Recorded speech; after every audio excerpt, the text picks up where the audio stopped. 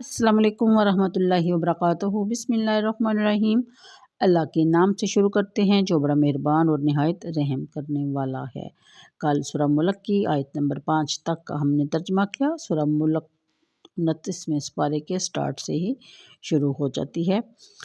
आज आयत नंबर 6 इसमें बयान किया जाता है कि जहन्नम बड़ी बुरी लौटने की जगह है। जब इसमें झोंके जाएंगे तो इसके ज़ोरदार गरज सुनेंगे और जोश मार रही होगी। वो ऐसा मालूम होता है गोया मारे गज़ब के फटना चाहती है। जब भी इसमें कोई जत्था झोंका जाएगा तो इनसे दोज़ख के मुहाफ़िज़ पूछेंगे, क्या तुम्हारे पास कोई डराने वाला नहीं आया था? वो कहेंगे, क्यों नहीं, बेशक हमारे पास डराने वाला आया था, बस हमने इसको जुटलाया और हमने इसको साफ साफ कह दिया कि अल्लाह ताला ने तो कोई चीज़ नहीं उतारी, तुम लोग खुली गुमराही में मुब्तला हो। यानी वो ख़ुद इकरार कर रहे हैं कि उन्होंने दावत हक़ देने वालों को यानी नबियों को पैगम्बरों को जुटलाया, ख़ुद जुटलाया और आज वो इस बात का इकरार करने पे मजबूर हैं। अगली आयत के मुताबिक वो कहेंगे कि काश हम इनकी नसीहत को सुनते और समझते तो आज हम दोज़खियों में ना होते।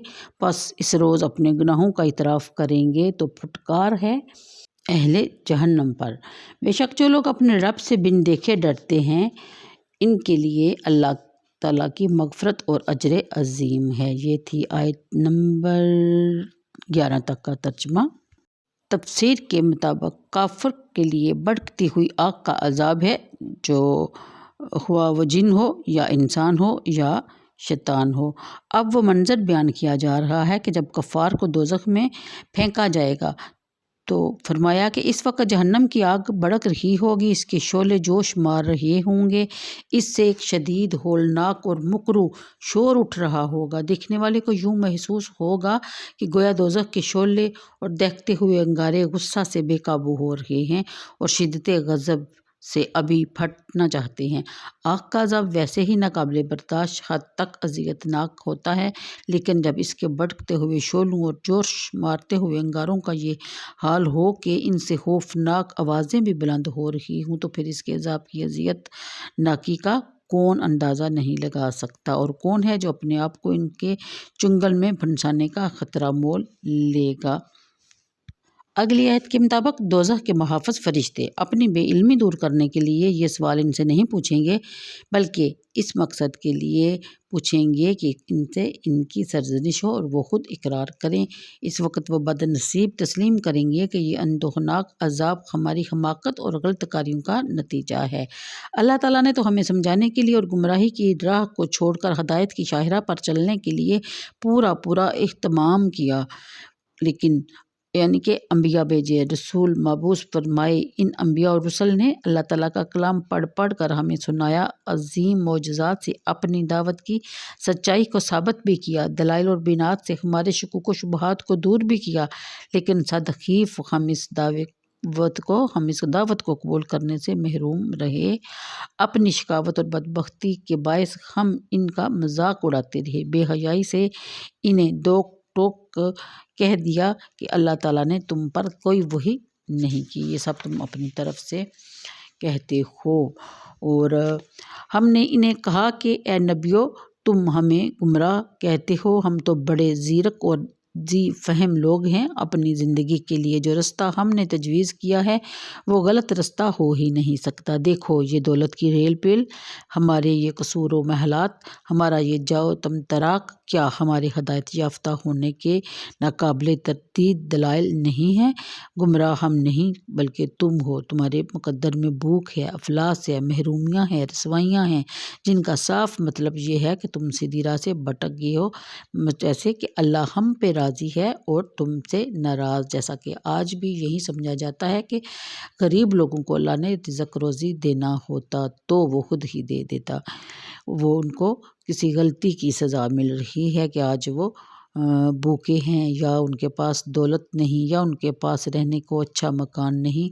आज की दुनिया में یہی سمجھا جا رہا ہے کہ امیر لوگ جو ہیں انہیں پہ اللہ راضی ہے، غریبوں پہ اللہ راضی نہیں۔ یہ بار بار قرآن کریم نے اس بات کی تردید کی ہے کہ ایسا کچھ نہیں، صرف انسانوں کی آزمائش ہے۔ اللہ تعالیٰ کسی کو دے کے آزماتا ہے اور کسی سے لے کے آزماتا ہے۔ دے کے آزمائش اس لیے ہوتی ہے کہ وہ اپنے بندوں کو آزمائے کہ وہ غریب بندوں کی یا میرے راہ پہ خرچ کرنے کی کتنی ہمت رکھتا ہے، اور غریبوں کی اس طرح آزمائش ہوتی ہے کہ وہ اللہ کے دیے پر کس حد تک راضی ہیں۔ اگلی آیت کے مطابق لیکن آج حقیقت آشکارا ہو گئی کہ گمراہ وہ نہ تھے جو اپنے رب پر ایمان رکھتے تھے، خود بھی حق پر تھے اور ہمیں بھی رائے حق پر چلنے کی دعوت دیا کرتے تھے، بلکہ گمراہ اور بدبخت اور شقی تو ہم تھے کہ جان بوجھ کر ان کا انکار کرتے رہے، ان کے روشن معجزات کو دیکھ کر بھی مدہوش بنے رہے، ان کے دل گداز مواعظ کو سن کر بھی حق کی طرف مائل نہ ہوئے۔ کاش ہم ان کے ارشادات کو گوش ہوش سے سنتے اور ان کی دعوت کو سمجھنے کی کوشش کرتے تو آج ہماری یہ درگت نہ بنتی اور اس کربناک انجام سے دوچار نہ کر دیے جاتے۔ سماع کو عقل پر مقدم کیا تاکہ دلائل سمیع کی اولیت کا احساس ہو جائے اور یہ معلوم ہو جائے کہ عقل بغیر دلائل سمیع کی تائید کی قابل اعتماد نہیں۔ نیز اس آیت سے یہ بھی معلوم ہوا کہ عقل سلیم نقل صحیح کے مخالف نہیں ہوا کرتی بلکہ اس میں یکسانیت ہوا کرتی ہے۔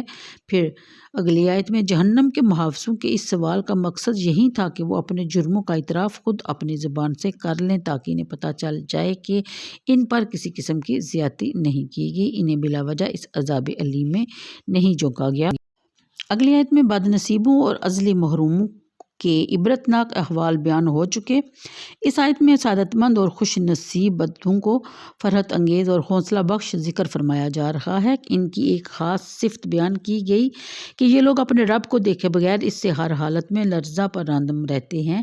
مجمع عام ہو یا کنج عزلت، ان کا کوئی ذاتی معاملہ ہو یا اجتماعی مسئلہ، ان کا دنیاوی مفاد وابستہ ہو یا ان کی عزت اور آبرو کا سوال ہو، ہر حالت میں وہ اپنے رب سے ڈرتے ہی رہتے ہیں۔ کوئی ایسا بول اپنی زبان سے نہیں نکالتے، کوئی قدم اس راہ پر نہیں اٹھاتے جس سے اللہ تعالیٰ کی ناراضگی کا اندیشہ بھی ہو۔ آپ سوچئے جس بندے کے دل میں اپنے رب کا خوف اس حد تک گھر کر چکا ہو، کیا وہ کسی کی عزت اور آبرو جان و مال پر دست درازی کر سکتا ہے؟ کیا جبر و ظلم کا صدور اس سے ممکن ہو سکتا ہے؟ ہرگز نہیں۔ انسان کی اصلاح اور تربیت کا مؤثر طریقہ جو قرآن کریم نے اختیار کیا ہے وہ یہی ہے کہ بندے کے دل میں اس کے خالق اور مالک کی خشیت پیدا کر دی جائے کہ شعور میں یہ چراغ روشن ہو جائے تو اس کی عمل کی دنیا میں کوئی تاریک گوشہ باقی ہی نہیں رہتا جس میں چھپ کر وہ کوئی گناہ کر سکے۔ وہ چاہے بھی تو گناہ نہیں کر سکتا۔ آپ اللہ تعالیٰ کے کسی بندے میں اس کا خوف پیدا کر دیں، پھر بے شک اسے آزاد چھوڑ دیں۔ یقین رکھیں کہ اس کی ساری قوتیں، اس کے سارے وسائل، اس کی ساری جملہ صلاحیتیں خیر کو ہی فروغ دینے اور شر کا کلا کما کرنے کے لیے وقف رہیں گی۔ تو آج کے لیے اتنا ہی، مجھے دیجیے اجازت۔ دعاؤں میں یاد رکھیے گا، ویڈیو کو لائک اور شیئر کر دیا کیجیے۔ اللہ حافظ۔